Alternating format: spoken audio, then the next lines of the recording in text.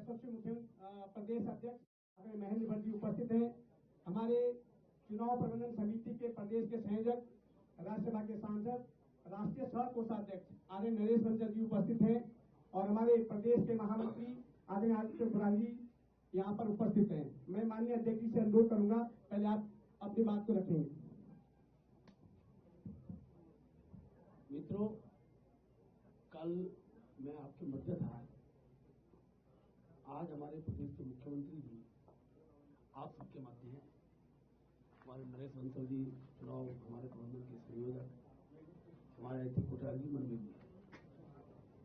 आज अल्मोड़ा लोकसभा का भव्यतम नामांकन हुआ और अल्मोड़ा के इतिहास में इतनी बड़ी संख्या में पहली बार वहां के हमारे कार्यकर्ताओं, आम जन हो, बड़ी संख्या में लोग आए। एक बहुत अच्छा माहौल पूरे प्रदेश के अंदर है, क्योंकि कल से हमारी सभी जिला स्थलों पर प्रेस कॉन्फ्रेंस का विषय था। हमारी प्रदेश सरकार को 2 वर्ष का कार्यकाल नई सरकार को हुआ है, उनके सारे विषय हम सरकार के उपलब्धियों के उन सब विषयों को प्रत्येक जनपद स्तर पर प्रेस के माध्यम से भी और उसके अलावा अपने कार्यकर्ताओं के बीच में गोष्ठी के माध्यम से, गोष्ठी का आशय है कि इन विषयों को बूथ तक पहुंचाना है। इस कार्यक्रम की सरकार बनी थी, क्योंकि कल माननीय मुख्यमंत्री जी को हरिद्वार में आदरणीय त्रिवेंद्र सिंह रावत जी के एक कार्यक्रम में रहना है। त्रिवेंद्र जी ने भी आज ऑनलाइन नामांकन किया है। कल एक विशाल जनसभा होली मिलन की दृष्टि भी कही है और कार्यकर्ताओं का एक सामूहिक एक शक्ति प्रदर्शन में हमारा रहने वाला है। तो मुख्यमंत्री उससे रहना था, इसलिए तय हुआ कि माननीय मुख्यमंत्री जी की प्रेस आज पूर्व संध्या पर की जाए। तो मैं उनके माननीय मुख्यमंत्री से आग्रह करूंगा कि जो विषय कल से सब जिला स्तरों पर हमारे प्रवक्ता और हमारी टीम बोलेगी, उन सारे विषयों को आप तक ब्रीफिंग करें। धन्यवाद अध्यक्ष जी। आप सभी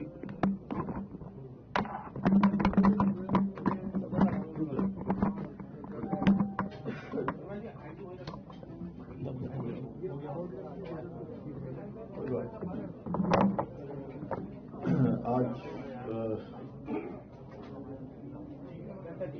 आप सबके द्वारा जो लगातार हमारा उत्साहवर्धन किया जाता है, नहीं आ रही है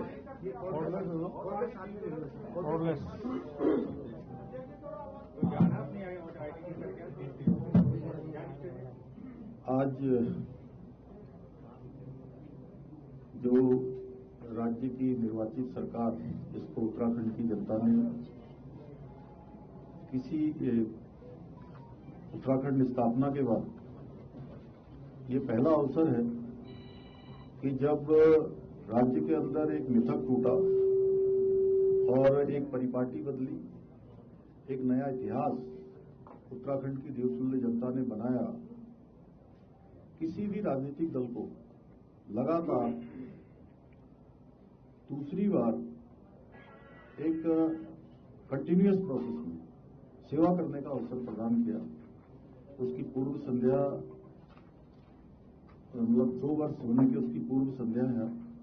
इस अवसर पर हमारे बीच में हमारे पार्टी के प्रदेश अध्यक्ष आदरणीय महेंद्र भट्ट जी, हमारे बहुत वरिष्ठ नेता, राज्यसभा के सांसद, राष्ट्रीय कोषाध्यक्ष आदरणीय नरेश बंसल जी, आदरणीय आदित्य खुराना जी, हमारे प्रदेश महामंत्री श्री मनवीर जी, मीडिया के प्रमुख और यहाँ पर हमारे सभी प्रवक्तागण हैं, पार्टी के हमारे सभी वरिष्ठ दायित्वधारीगण हैं, अनेक पदाधिकारी हैं और आप सब बंधुओं का मैं आज इस अवसर पर अपनी ओर से बहुत स्वागत करता हूं। आप सबका अभिनंदन करता हूं कि आप सबके द्वारा लगातार इन 2 वर्ष हो या उससे पहले के 6 माह का कालखंड हो, हमेशा आप सब लोगों ने सकारात्मक रूप से हमें सही काम करने के लिए प्रेरित भी किया है। कहीं कहीं आपने हमें समाचारों की दृष्टि से, अन्य बातों से, व्यक्तिगत सुझावों के माध्यम से अनेक सुझाव भी आप सबके बीच में से लगातार मिलते रहे हैं। भाइयों बहनों, मेरे मीडिया के सभी मित्रों, मैं आप सबसे कहना चाहता हूं, आपका धन्यवाद मैं इस रूप में भी करना चाहता हूं कि आपने देखा होगा उत्तराखंड राज्य स्थापना के बाद पिछले अगर 2 वर्षों का कालखंड देखेंगे तो 2 वर्षों के कालखंडों में जहां अनेक अनेक उपलब्धियां राज्य को हासिल हुई हैं, वहीं अनेक चुनौतियों का भी सामना करना पड़ा है।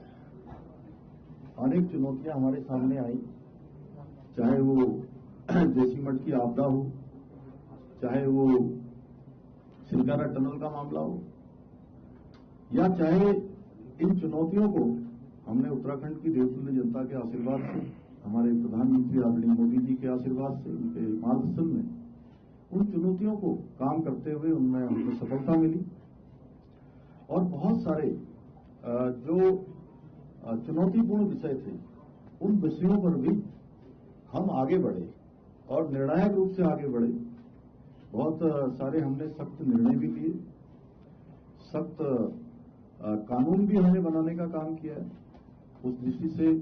और तीसरा कि हमने जो भी उत्तराखंड की देवतुल्य जनता से जो भी हमने उनसे वायदा किया था, जो भी हमने संकल्प उनके सामने प्रस्तुत किए थे, मुझे आप सबको बताते हुए खुशी है कि उसमें भी हम बहुत निर्णायक रूप से आगे बढ़ गए हैं।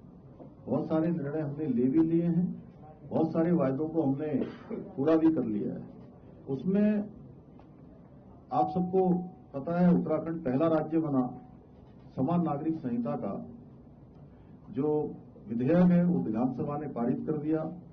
विधानसभा ने पारित करने के बाद माननीय राज्यपाल महोदय को हमने वो भेजा था, राज्यपाल महोदय ने माननीय राष्ट्रपति जी के यहाँ भेजा, माननीय राष्ट्रपति महोदया ने भी उसमें हमको स्वीकृति दे दी है और जल्दी ही, क्योंकि उसके लिए उसको अमेंडमेंट करने के लिए, उसको लागू करने के लिए एक कमेटी हमने बना दी है।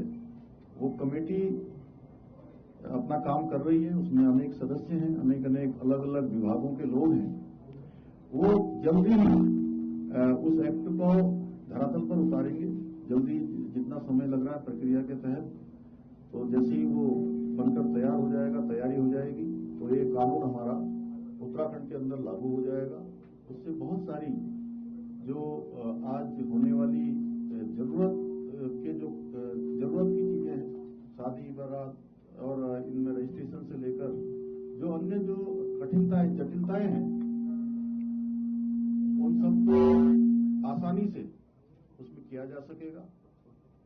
उसमें जो भी प्रावधान किए गए हैं, बीच में ये भी आया था कहीं कहीं कुछ संदेह जैसी स्थिति लोगों ने व्यक्त भी की थी, लेकिन हमने कहा है कि जैसे ही ये एक्ट हमारा लागू हो जाएगा उन सबके संदेह दूर हो जाएंगे। सबके भले के लिए, सबके अच्छे के लिए हम एक कानून लेकर आए हैं और इससे जहां महिला सशक्तिकरण होगा, उनकी सुरक्षा होगी, बच्चों के भविष्य को भी सुरक्षित किया जाएगा, बुजुर्गों का भी ध्यान रखा जाएगा, पुरुष वर्ग की भी सुरक्षा उसमें सुनिश्चित की गई है। लिव इन रिलेशनशिप के विषय पर और अन्य विषयों पर सभी जो हमारे बिजली के विशेषज्ञ हैं, जानकार लोग हैं, अनेक स्टेक होल्डर हैं, सबकी सलाह पर और सबके सुझावों के आने के बाद इसको ड्राफ्ट बनाया गया था और उसी को अमेंडमेंट में लाया गया है। इसी प्रकार से आपने देखा होगा नकल को लेकर एक बड़ा यहाँ पर वर्षों से ये अपराध होता था। हमारे बच्चे जो प्रतियोगिता परीक्षाओं में भाग लेते थे, उनके साथ जिस प्रकार से उनकी मेहनत के साथ जिस प्रकार से धोखा होता था, उस धोखे को समाप्त करने का काम भी इसमें किया है और कठोरता से हमने काम किया है। धर्मांतरण उत्तराखंड के अंदर न हो, क्योंकि देवभूमि है।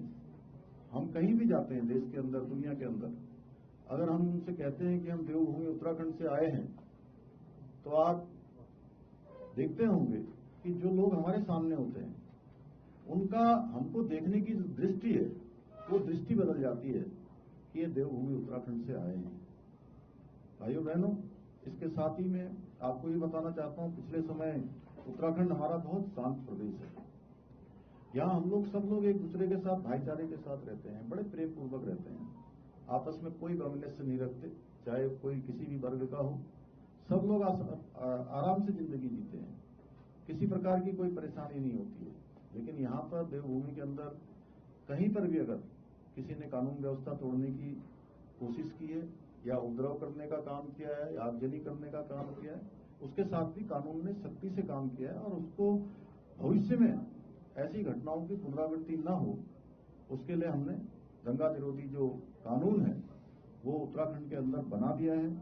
और अब जो भी अगर कोई सरकारी संपत्ति को, निजी संपत्ति को नुकसान पहुंचाएगा तो उसके खिलाफ कठोर कार्रवाई होगी और जो भी संपत्ति का नुकसान होगा, निजी हो या सरकारी हो, उसी दंगा करने वाले से, उसी आगजनी करने वाले से, उसी तोड़फोड़ करने वाले से उसकी पाई वसूली जाने का भी हमने प्रावधान कर दिया है।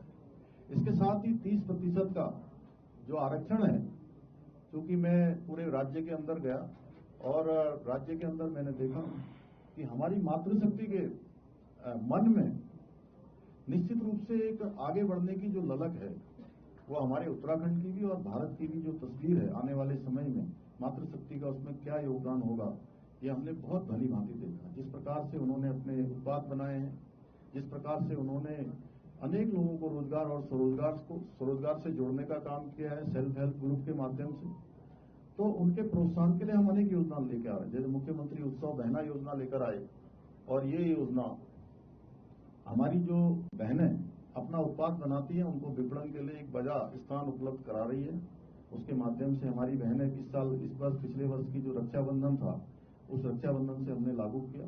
राज्य के अंदर हमने 30% आरक्षण अपनी मातृशक्ति के लिए सुनिश्चित किया।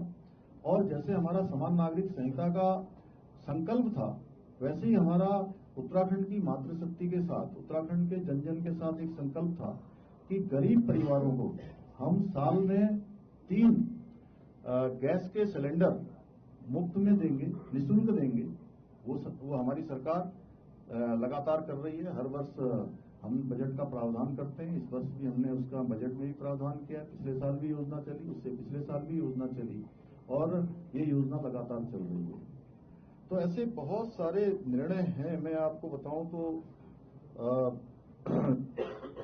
भ्रष्टाचार मुक्त उत्तराखंड के लिए हमने 1064 ये हमने यहाँ पर बहुत तेजी से इस ऐप को आगे बढ़ाया। आपने देखा होगा कि अनेक लोग इसमें ट्रैप हुए हैं जहां भी भ्रष्टाचार की शिकायत आती है, क्योंकि हमारा लक्ष्य है, हमारा संकल्प है कि उत्तराखंड देवभूमि के अंदर भ्रष्टाचार पूरी तरह से समाप्त होना चाहिए। उसको लेकर हम लगातार काम कर रहे हैं। हमारा जो यहाँ का सतर्कता विभाग है वह भी इसको और मजबूत कर रहा है। उसके लिए हमने कहा है कि और अगर उनको स्ट्रक्चर बढ़ाने की आवश्यकता हो और कोई जो फंड की आवश्यकता हो तो वह भी हम कर रहे हैं, उसका भी हमने प्रावधान कर दिया है। सशक्त कानून व्यवस्था के लिए भी नए थाने और नई चौकियों की स्थापना हुई है, जो पहले काफी समय से, चूंकि अब व्यवस्थाएं बदल गई हैं, जिसको राजस्व पुलिस देखती थी वो राजस्व पुलिस से हटाकर अब नियमित पुलिस को, हमारी जो पुलिस है उसको दिया गया है काफी सारा एरिया। उत्तराखंड परिवहन निगम जो हमेशा घाटे में रहता था, कोरोना महामारी के दौरान हमने कई बार देखा कि यहाँ से हमने कैबिनेट की बैठक करके उनके वेतन इत्यादि को भी देने की व्यवस्था राज्य सरकार की तरफ से की गई थी। लेकिन अब मुझे आप सबको बताते हुए खुशी है कि लगातार ये हमारा जो है, चाहे परिवहन निगम हो या यूकाडा हो, लगातार फायदे में जा रहे हैं। पिछले वर्ष भी अच्छा खासा मुनाफा उनका हुआ, इस वर्ष भी उसको और बढ़ा दिया गया है। ऐसे अनेकों काम तेजी से आगे बढ़ रहे हैं। 2012 के मुकाबले हमारा जो बजट है वह भी बड़ा है। आपने देखा उत्तराखंड में जो अभी इन्वेस्टर ग्लोबल समिट हुई वह भी हमारी बहुत तेजी से, जो उत्तराखंड आज देश दुनिया के नक्शे पर लोग उत्तराखंड आना चाह रहे हैं। उन्होंने अपने प्रस्ताव दिए हैं। हमने उस समय लक्ष्य रखा था कि हम 2.5 लाख करोड़ के MOU करेंगे, निवेशकों के साथ करार करेंगे, लेकिन बड़ी संख्या में लोग आए और दुनिया के 50 से भी अधिक देशों के लोगों ने आए। माननीय प्रधानमंत्री जी ने उसका वो शुभारंभ किया था, आदरणीय गृह मंत्री जी ने उसका समापन किया। 3,54,000 करोड़ के MOU हमारे साथ साइन हुए और 81,000 करोड़ की, मैं एक बहुत महत्वपूर्ण बात आपको कह रहा हूं कि ये पहली बार हो रहा है कि 81,000 करोड़ के जो MOU हैं ग्राउंडिंग है। 81,000 करोड़ की अभी तक जो है ग्राउंडिंग की प्रक्रिया गतिमान हो गई है। एक बड़ी धनराशि है और निश्चित रूप से इनके धरातल पर उतरने के बाद अच्छा हमारा यहाँ पर रोजगार भी बढ़ेगा, यहाँ पर राज्य की जो आर्थिकी है वो भी बढ़ेगी, लोगों को काम भी मिलेगा। अनेकों प्रकार से हमको जो है बहुत ये इन्वेस्टर ग्लोबल समिट हमारे उत्तराखंड को आगे ले जाने की दिशा में एक बहुत बड़ा मील का पत्थर साबित होगा। उत्तराखंड के उत्पादों को जो हमारी मातृशक्ति बनाती है उसको बनाने के लिए हमने हाउस ऑफ हिमालय ये एक ब्रांड बनाया है और उसकी मांग भी बढ़ रही है। अब उसके पीछे है कि जो हमारी मातृशक्ति महिलाएं, हमारी बहनें जो अनेक ब्रांड बनाती हैं, अनेक उत्पाद बनाती हैं, उनको एक सरकार एक स्थान दे रही है। हाउस ऑफ हिमालय देवभूमि का जो पूरे देश दुनिया के अंदर जाएगा, उसकी ऑनलाइन व्यवस्था भी कर दी गई है। उसकी कंपनी को पूरी तरह से और आगे और उसका स्ट्रक्चर अच्छा हो, उस पर भी हम तेजी से काम कर रहे हैं। इसके साथ साथ ही अभी UIDB ये इंफ्रास्ट्रक्चर इन्वेस्टमेंट इंफ्रास्ट्रक्चर बोर्ड यह भी हमने गठित किया है। इसमें हम पहला काम हरिद्वार और ऋषिकेश गंगा कॉरिडोर बनाने का हम लोगों ने मंत्रिमंडल में इस पर निर्णय कर लिया है और 2026 तक इसको पूरा करने का लक्ष्य भी रखा गया है। इसके साथ साथ शारदा कॉरिडोर और प्रदेश के अंदर 2 नए शहर स्थापित करने के काम को भी इसके माध्यम से आगे बढ़ाया जाएगा। बहुप्रतीक्षित लखवाड़ बांध का काम प्रारंभ हो गया है। कई दशकों से रुका हुआ काम था, आप सबके ध्यान में होगा। और इसके साथ ही जमरानी बांध, बहुत छोटा था, मैं स्वयं भी बड़ा छोटा था, तब मैं सुनता था कि जमरानी बांध बनने वाला है, जमरानी बांध बनने वाला है।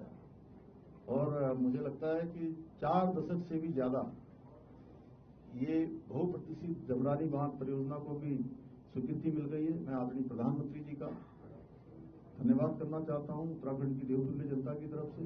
इसी तरह से बहुत समय से एक परियोजना देहरादून के जल स्तर को सामान्य रखने के लिए, देहरादून में जलापूर्ति के लिए आने वाले 50 सालों तक देहरादून में पानी की कोई दिक्कत न हो, उसके लिए सौंग डैम परियोजना, उसको भी सौंग डैम परियोजना, उसको भी स्वीकृति मिल गई है। मैं उसके लिए भी आदरणीय प्रधानमंत्री जी का धन्यवाद करना चाहता हूं। साथ ही साथ जोशीमठ की पुनर्निर्माण योजना के लिए भी केंद्र सरकार ने 1700 करोड़ रुपए से अधिक की धनराशि स्वीकृत कर दी है। बेहतर कनेक्टिविटी के लिए रोपवे परियोजनाएं, उत्तराखंड विमानन नीति, स्मार्ट परिवहन सेवाएं और अभी हेली सेवा में जो पहले यहां से गोचर चल रही थी, अल्मोड़ा तक की चल रही थी, लेकिन अब इधर हमने हल्द्वानी से चंपावत के लिए, हल्द्वानी से मुंशियारी के लिए, हल्द्वानी से पिथौरागढ़ के लिए हेली सेवा प्रारंभ की है पहले चरण में। दूसरे चरण में हम लैंसडाउन और हमारे चिन्यालीसोड़ और अनेक स्थानों के लिए ये हेली सेवा हम 13 दिनों में ये प्रारंभ करने जा रहे हैं। और हवाई सेवा अभी हमने अयोध्या के लिए यहाँ से प्रारंभ हुई है। अयोध्या के साथ साथ अमृतसर के लिए, बनारस के लिए ये सेवा हमारी यहाँ से प्रारंभ हो गई है। पिथौरागढ़ से देहरादून की हवाई सेवा और दिल्ली से पिथौरागढ़ की हवाई सेवा भी प्रारंभ हो रही है। उसकी भी सफल ट्रायल लैंडिंग हो गई है। देहरादून से जो सेवा है वो प्रारंभ हो चुकी है। इस प्रकार से हवाई सेवा में हम तेजी से काम कर रहे हैं। देहरादून का जो हमारा एयरपोर्ट है उसको आप देख रहे होंगे कि वो बिल्कुल हमारा जिस प्रकार का बन गया है वो वास्तव में बहुत शानदार एयरपोर्ट बनके तैयार हो गया है और देश के चुनिंदा 2-3 एयरपोर्टों में उसकी गिनती होने लगी है। ये काम हमारे प्रधानमंत्री आदरणीय मोदी जी के उत्तराखंड के साथ जो उनका लगाव है उसके कारण से ये संभव हो पाया है। पंतनगर का एयरपोर्ट, इसको हम अंतर्राष्ट्रीय बनाने की ओर तेजी से काम कर रहे हैं। जमीन का हस्तांतरण हो गया है। ऐसे अनेकों काम हैं। मैं इसको गिनाऊंगा तो बड़ा लंबा हो जाएगा। आने वाले समय में आप सब देहरादून के निवासी हैं ज्यादातर आजकल, क्योंकि स्थायी रूप से अस्थायी रूप से जैसे भी रहते हैं, बहुत कम समय में आप दिल्ली से देहरादून की दूरी 2 से ढाई घंटे में, दिल्ली से एलिवेटेड रोड का काम पूरा हो जाने के बाद तेजी से चलेगा। उसके साथ साथ कुछ यह भी होगा कि तेजी से हमारे यहाँ पर तेज ज्यादा भीड़ हो जाएगी, ज्यादा लोग हो जाएंगे, उसका भी हम प्लान कर रहे हैं कि उससे हम कैसे, उस चुनौती से कैसे उसका सामना कर पाएंगे, कैसे हम पहले से सब व्यवस्थाएं कर पाएं, आगे का हम कैसे प्लान बना पाएं। 4 धाम यात्रा पर भी बेहतर कनेक्टिविटी हुई है, तीर्थ यात्रा हुई है। हर वर्ष 10 लाख लोग, पिछले साल की तुलना में 2022 की तुलना में 2023 में 10 लाख तीर्थयात्री बढ़े हैं। 56 लाख का आंकड़ा इस बार पार हुआ है। ऋषिकेश कर्णप्रयाग रेल लाइन का काम तेजी से चल रहा है। राज्य को 2 वंदे भारत ट्रेन, एक दिल्ली के लिए, लखनऊ के लिए मिली है। इसके साथ साथ अमृतसर से लालकुआ की ट्रेन मिली है। एक साप्ताहिक ट्रेन देहरादून से टनकपुर की मिली है, मां पूर्णागिरी के धाम को जाने के लिए। यहाँ से देहरादून के लोग भी, हरिद्वार के लोग जो मां पूर्णागिरी के दर्शन करेंगे, मां शारदा के दर्शन करेंगे, वो हरिद्वार भी आएंगे, मां गंगा के तट पर भी आएंगे और देहरादून राजधानी तक भी आ पाएंगे। बहुप्रतीक्षित देहरादून पिथौरागढ़ सेवा प्रारंभ हो गई है। अमृत भारत स्टेशन के तहत कोटद्वार, काशीपुर, टनकपुर रेलवे स्टेशनों पे पुनः निर्माण का जो शिलान्यास का कार्य है वो हो गया है। विभिन्न विभागों में नियुक्ति की प्रक्रिया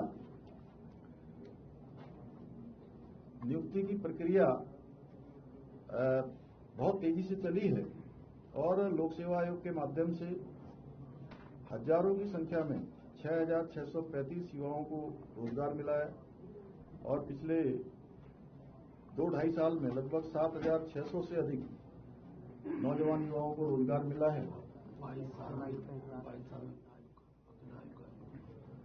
2 वर्षों के कालखंड में 6,635 आयोग द्वारा सरकारी नौकरी दी गई है, जबकि पिछले 22 वर्षों में कुल 6,859 लोगों को नियुक्ति दी गई थी और अभी नियुक्ति की प्रक्रिया गतिमान है।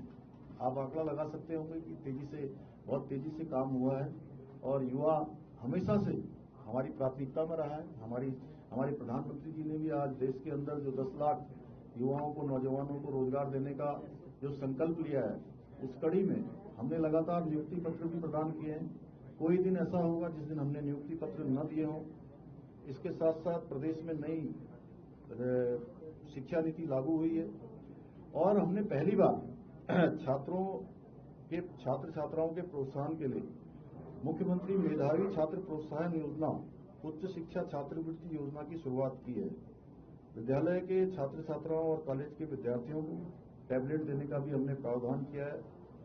संघ लोक सेवा आयोग की जो प्रारंभिक परीक्षा पास करने वाले प्रतियोगियों को दी जा रही 50,000 रुपये प्रोत्साहन राशि का भी हमने प्रावधान किया है। विद्यार्थियों को मिलने वाली विभिन्न प्रकार की जो छात्रवृत्तियां हैं उनको भी बढ़ाया है। अटल आयुष्मान योजना में 10 लाख से अधिक लोगों को अभी तक का उपचार मिल चुका है। 55 लाख लोगों के आयुष्मान के कार्ड बन चुके हैं। सरकारी अस्पतालों में आज 207 प्रकार की जो पैथोलॉजिकल जांचें हैं वो निःशुल्क आज उसका लाभ मिल रहा है। किच्छा उधम सिंह नगर में, जहां ऋषिकेश का हमारा एम्स का सेंटर लगातार अपग्रेड हो रहा है, लगातार उसमें सुविधाएं बढ़ रही हैं, वहीं राज्य के अंदर दूसरा सैटेलाइट सेंटर एम्स का ही किच्छा में जो स्वीकृत हुआ है, उसकी भी समस्त औपचारिकताएं पूरी हो गई हैं। उसका काम भी आगे गतिमान है। दूरस्थ क्षेत्रों में ड्रोन से भी दवाइयों का पहुंचाया जा रहा है। इसके साथ साथ महिला सशक्तिकरण एवं बाल विकास में पूरे प्रदेश में जिस प्रकार से महिलाओं के उत्थान के लिए, उनको आगे बढ़ाने के लिए, आत्मनिर्भर वो बने, लखपति दीदी बने, उसका भी काम तेजी से आगे बढ़ा है और 1,25,000 महिलाओं को लखपति बनाने का हमने लक्ष्य रखा है। काफी तेजी से हम लक्ष्य की ओर बढ़ रहे हैं। मुख्यमंत्री महालक्ष्मी योजना प्रारंभ की है। मुख्यमंत्री स्वयं सहायता समूह की महिलाओं को बिना ब्याज के 5 लाख रुपये तक का ऋण उपलब्ध कराने का हमने लिया है। ऐसे बहुत सारे काम किए हैं। मैं समझता हूं कि मैं